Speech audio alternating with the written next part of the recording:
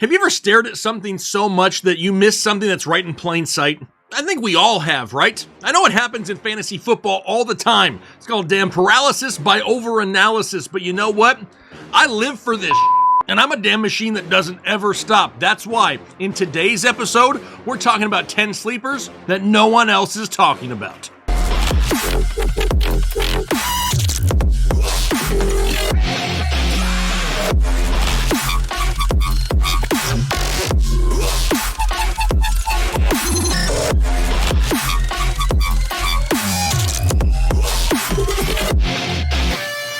What is going on, Headliner Nation? Hopefully everyone is doing well out there today. And if you're sick of just seeing the same old players being discussed all over YouTube, don't worry, I got you covered here today. Because today, we're talking about 10 sleepers that no one else is spending any time on. Now, if that's what you like to hear, do me a favor by hitting the like button right now, because this is one of those topics that gets me all jacked up in the off season. There's only one thing that can get me more excited, and that's cracking open a brand new draft guide. Head on over to tfhdraftguide.com right now to secure the greatest fantasy football draft guide in the land so you can dominate this year. It's already live, there's already content up there, and we're going to continue adding and updating that bad boy all the way until week 1 of the NFL season. Now, if you're more of the gambling type, there's some other options as well. One of them is hit the like button and leave a comment below, because as soon as this video hits 800 likes, I'm going to pick a random commenter from down below to give them a free draft guide. You can also head over to Twitter or X or whatever you want to call it.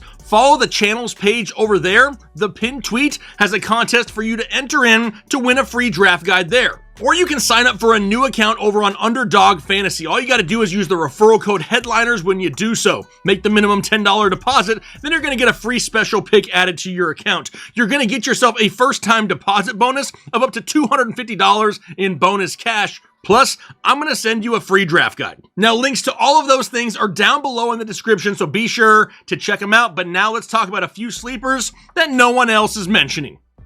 And the first one up is going to be for you guys who play 2 quarterback or super flex leagues. It's Gardner Minshew of the Las Vegas Raiders. He's currently the quarterback 33 overall. Now, last season, he finished as the quarterback 21, but wasn't even the team's full-time starter in Indianapolis until week 6. From week 6 on, he was the quarterback 17 overall in fantasy football, and he missed a game. But now he finds himself in Las Vegas atop the depth chart, and in my opinion, a better overall offense at his disposal. We know about Devontae Adams, Jacoby Myers. Now they have Michael Gallup, Trey Tucker in the slot, new rookie tight end Brock Bowers. They had a young tight end last year in Michael Mayer.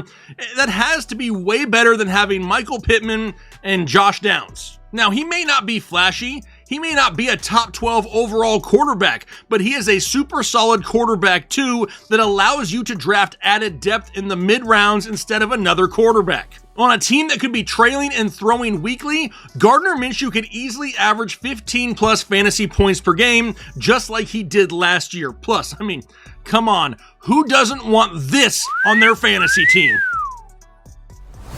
How about Kamani Vidal of the Los Angeles Chargers, currently running back 70 overall? Now, the Chargers have completely overhauled their backfield. They added Gus Edwards. They added J.K. Dobbins.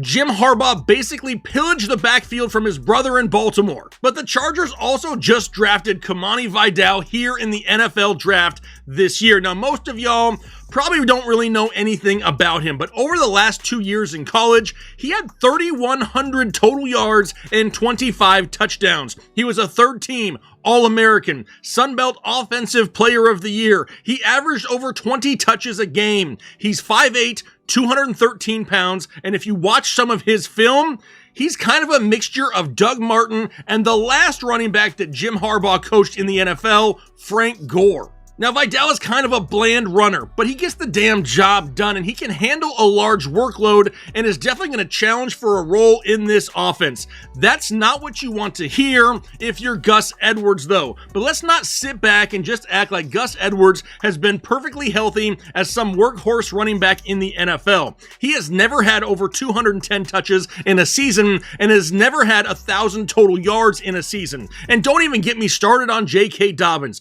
The dude has torn his ACL, LCL, meniscus, hamstring, and Achilles over the last 3 years. There is no way that guy is what he used to be on the NFL field. So we have 2 running backs ahead of this guy on the depth chart, but neither one of them are known for being an Iron Man in the league. We also have a running back that was just drafted by this new coaching regime that can handle a large workload. That is the definition of a sleeper when we're talking about Kamani Vidal. Damen Pierce is next up on the list, the current running back 56 overall, and sometimes you just need to find a guy that is one injury away from fantasy glory, a guy like Damen Pierce. So many people thought that he was going to be the future of this backfield in Houston after gaining 1,100 total yards his rookie year in 2022. He just wasn't the new coaching regime's guy. Ultimately, they chose to give the ball more to Devin Singletary last season. Well, now Singletary is gone. He's in New York, and Joe Mixon is in town. But once again, Damen Pierce is one Mixon injury away from being a workhorse running back in one of the best offenses in football in Houston. Now, as much as I like Joe Mixon, especially in Houston, we gotta be honest with everybody. He's only played a full season 2 times in his 7-year career. But let's also remember this. The current Houston Texans team, especially the offense, is way better than they were the last time that Damen Pierce had this job. If Joe Mixon goes down, Damen Pierce has the skill set to be a league winner. All right, let me give you everything I got for the next guy. It's Zach Charbonnet. Yeah! Hey! Okay! Of the Seattle Seahawks, who's currently the running back 41 overall. And this one right here is really similar to what we just said for Damen Pierce. He's an injury away from big-time work. Only had 3 games last year in which he had a chance to play over 60% of the offensive snaps due to a Kenneth Walker injury. Over that 3-game span, Zach Charbonnet was the running back 14 overall and averaged over 11 fantasy points per game. Kenneth Walker is another one of those guys that just struggles to stay healthy. He's constantly banged up. He missed 2 full games last season and played in less than 50% of the offensive snaps in another 6 games. There are just a ton of people out there that love themselves some Kenneth Walker, and I'm not saying that I don't. Go ahead, retract the clause, truthers. I'm not saying I don't like the guy. And I just think he gets overvalued at times. People had Kenneth Walker as a 2nd-round pick early in the offseason last year, and I was terrified to draft him there that early. I said that on video. I also said that I would prefer to take him in the 3rd or 4th round, but he probably wouldn't make it that far in drafts. Then the dude went out and finished as the running back 19 overall and had 7 games in which he scored single-digit fantasy points. The last time I checked, the running back 19 shouldn't be drafted in the 2nd round. And we got to realize that Kenneth Walker's role is not some set in stone like CMC type role, especially now there's a new coaching staff in Seattle. Last year, Charbonnet had 141 touches. If that number can increase to just 175, he's going to rack up somewhere in the neighborhood of 850 total yards. And if Kenneth Walker were to go down, the potential is huge. But I think we need to talk about a wide receiver I mentioned a couple months ago, but I don't want people to forget about. It's Rasheed Shaheed of the New Orleans Saints, currently the wide receiver 56 overall, and so much attention is paid to Chris Olave. But what are the chances we're not giving enough attention to Rasheed Shaheed? Wide receiver 56 is laughably low in my opinion. Now, he didn't kill it last year, but he finished almost 20 spots higher than that in 2023. He had 5 games with at least 14 fantasy points. He averages over 16 yards per reception over the last 2 years. Michael Thomas is gone. That's going to free up 64 targets in this offense. I mean, he only had 75 targets last year, which he turned into 46 catches, yet finished with 719 yards and 5 touchdowns. That's an average of 9.6 yards per target and a touchdown every 15 targets. But were those numbers last year a fluke? No, because he basically did the exact same thing in 2022 where he averaged 14 yards per target and a touchdown every 17 targets. So if he can get somewhere in the neighborhood of 90 targets, that's going to put him right around 61 catches for 1,062 yards and 6 touchdowns. What does that make him in fantasy football? Well, in half PPR scoring, that would be 172.7 fantasy points. Over the last 3 years, 172.7 fantasy points would be good enough to make him the wide receiver 25 overall. Now, I don't know about you, but if you could draft the wide receiver 56 and have him be anywhere close to the top 25 of the position, I would be pretty happy. But maybe even right now, you're looking at those numbers and going, Jake, they're probably still a little bit too high. Okay, I hear you. How about this? He could have 170 yards less and still finish inside the top 30 at the position and blow his ADP out of the water. Rasheed Shaheed is a sleeper that no one's talking about.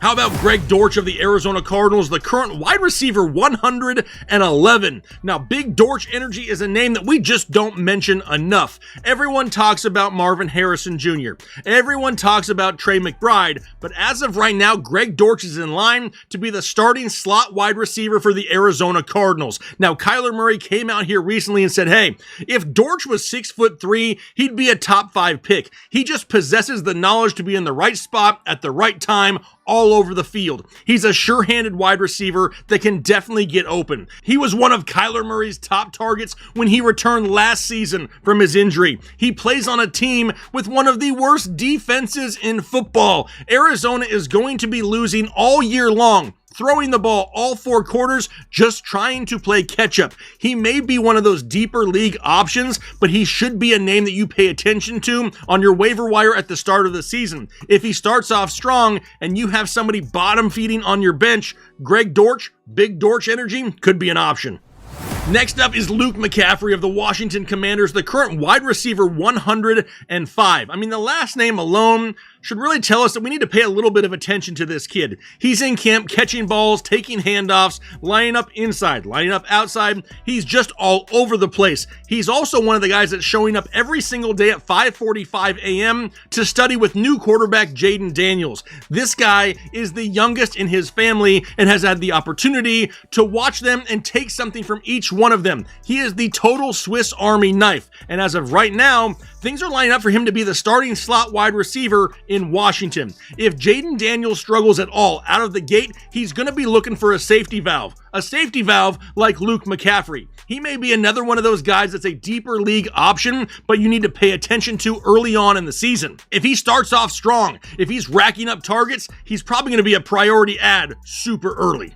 What about Jaylen Tolbert of the Dallas Cowboys, the current wide receiver 113? He has to be one of the lowest ranked starting wide receivers on a team that's expected to be pretty pass heavy. With Michael Gallup gone, Tolbert is expected to be starting in Dallas opposite of Brandon Cooks, because we know that CeeDee Lamb is going to be in the slot. Now, Jaylen Tolbert, he's only had 39 targets over the first 2 years of his career, but he is consistently on film, in practice, making tough catches look super easy. With Tony Pollard gone and Michael Gallup gone, that frees up 124 targets just right there in this offense. We know the running game isn't going to be as powerful as it once was. We know that year after year, the Cowboys are going to be one of the heaviest passing teams in the league. We know that Dak Prescott likes to go down the field, and we know that Jaylen Tolbert can bring in the 50-50 ball. Now, he isn't some slam dunk wide receiver, but with the role that he has for the Dallas Cowboys, he should definitely finish higher than wide receiver 113.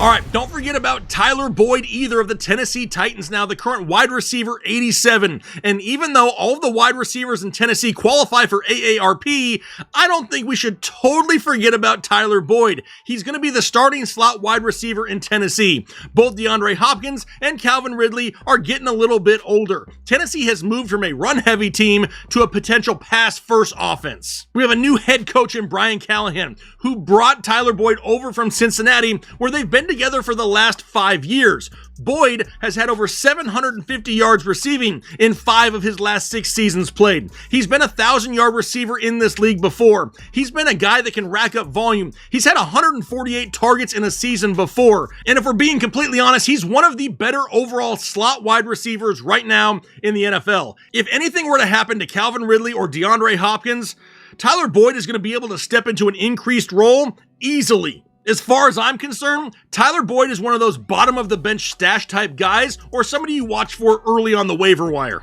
And last but not least, a tight end, the football kind. It's Noah Fant of the Seattle Seahawks, the current tight end 25. Now, Fant has never really had the chance to live up to all the hype that he brought in when he was drafted. He was traded to Seattle 2 years ago in that Russell Wilson trade and has been splitting targets with multiple tight ends since. But now, 2 of those tight ends are gone. Colby Parkinson and Will Dissly no longer in town. That right there frees up 56 targets that could go the way this year of Noah Fant. And it's not like this guy isn't any good, he just hasn't gotten consistent volume. Last year, he was top 15 among all NFL tight ends in average depth of target, yards per reception, catch rate, target separation, and contested catch rate. All this guy needs is some volume, and he has a chance to surprise some people. Now, obviously, he's probably going to go undrafted in most leagues, but if you draft a tight end that starts off slow, Noah Fant is a name you need to pay attention to at the start of the season. Now, sure, a lot of people out there spend a lot of time talking about the big names, but sometimes it's finding a sleeper like this that can carry you to a fantasy championship. We just aren't the type to need hot takes to stay relevant. We're trying to win fantasy football championships, and that's why sometimes you have to look a little bit deeper down the draft board. There's a difference between overanalyzing and just being prepared. Now, if you haven't hit the like button already, please do so. If you haven't subscribed to the channel, now is the time to do that as well. I'm going to go ahead and get out of here for the day, though. Hopefully you guys enjoy the rest of your day, and then most importantly, do your part to make the world a better place. Analytics, all the chain, all the channels, not the same.